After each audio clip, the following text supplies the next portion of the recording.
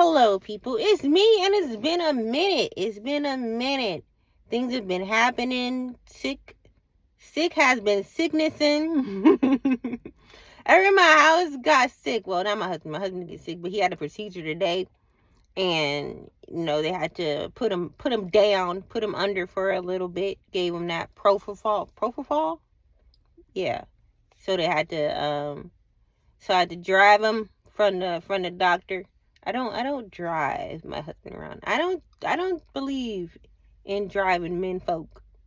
I don't believe in driving anybody. If there's a driver in my car over the age of 18, I prefer them drive. Anyway, so today I'm going to talk about connection and energy and giving what you give, or giving what you put out, getting what you put out. Yeah, that's getting what you put out. The energy you give out is the energy you receive. Point in case. Because you know what? I always say I can only talk about my stuff. I can't talk about your stuff because I haven't lived it. But let me tell you, this is happening in every three of my relationships. That's three relationships. One, two, three. Three relationships. My first relationship, let me tell you, I had low self-esteem. I did not believe in myself. I was didn't have my parents, so I was going through. I was looking for like I would say a parental figure. I had my brothers and my grandmother, whatever, but my grandmother was still trying to be a grandmother. My brother was still trying to be a brother.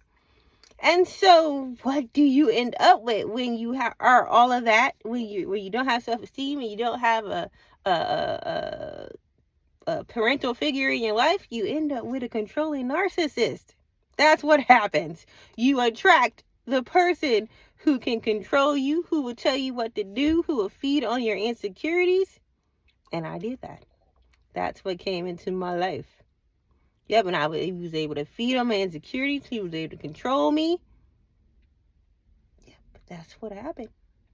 And then, so that relationship ended. Thank God. I started looking at myself in a different light. Still wasn't, 100% looking at myself. Still had my insecurities, whatever. But I was like, no, I can't do this anymore. I'm not going to let this man just destroy me altogether. So yeah. So leaving that relationship, I still had the damage from that relationship. And I still had the issues that I had before, the fact I had a lot of loss in my life, losing my parents, and by that time I lost my grandparents too, so like I didn't feel like I had anybody, whatever, even though I had other people. Sometimes you lose a close bond of people that people you are more closely bonded to, and you don't feel like you have anybody else. So what happened in the next relationship? I got a trauma bond. Yes. I was in a trauma bond relationship. For those of you who don't understand what a trauma bond relationship is when you have issues and problems and all this unresolved stuff in your life, things that you should have been going to therapy for, and another person maybe not exact same issues, but issues of their own and problems and stuff that they should have been going to therapy for, and you guys connect on those things. That is a trauma bond. And that's what I had, a trauma bond. When both people in a relationship at one time or another both try and commit suicide, you have a trauma bond. Yes. You guys both needed therapy. You guys both needed help outside of yourself, but you guys went into yourself. A trauma bond. I loved him, and I'm sure he loved me, but it was a love trauma bond. It wasn't healthy at all. It wasn't healthy for either one of us. And then, so I took time off. I took time off, and in that time off, I put out the energy that I wasn't looking for a husband. I wasn't looking for a boyfriend. I wasn't looking for anybody to spend a nice amount of time with. I was just looking to go on dates and have fun and go home. You didn't have to call me, talk to me, because at that time I had a best friend who was a guy, and that was my emotional support. So I would talk to him, and we talk, laugh, have fun, whatever. I go visit him or whatever. No, nothing outside of that or whatever. Pure platonic friends, whatever. And then I would go out with these other guys and do whatever and just be done with them. And that was the energy I was put out there. So that what I was attracted. Guys who didn't want relationships, guys who didn't want marriage, guys who wasn't looking for all that. And that's what I was putting out there, and that's what I got. And then something happened when I was out there that was tragic and traumatic. My sister was like, don't be finding guys on the internet. Yeah, find a guy on the internet. And something bad happened. And I was like, okay, I'm done with this part of my life. I'm 31 years old. I need to start looking for marriage and settling down and being with one person and try this thing again. Try what I wanted with my first husband. Try this thing again. And so I became marriage minded, and I became someone who was looking for that one person who was ready to settle down, who was ready to give me the stability that I needed to settle down and be at peace with one person and live, get married, and have kids and stuff. And so I started attracting that in my life. I attracted this one guy.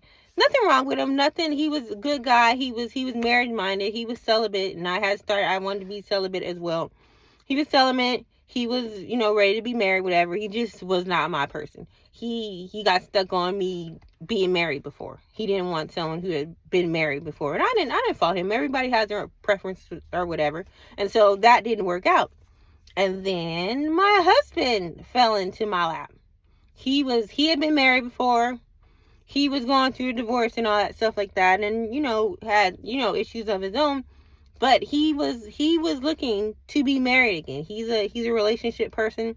He was looking to be married again, to settle down with her. He was dating at the time, but we both connected because we were both in a mindset of, okay, I want to find somebody to love and to settle down with and be done with the streets. The streets, not for us anymore. So yeah. So the point is, when we think about, when we're out in the dating world, and I'm not, like, I haven't been in the dating world for like 14 years now. And I may be, off track about what may go on out there. But what you put out there is what you're going to bring in. So when you see, like, maybe guys or whatever posting, about bitter women, and all these women are bitter, and the women do this, and women are bad at this, and women, that's the people they're attracting in their life.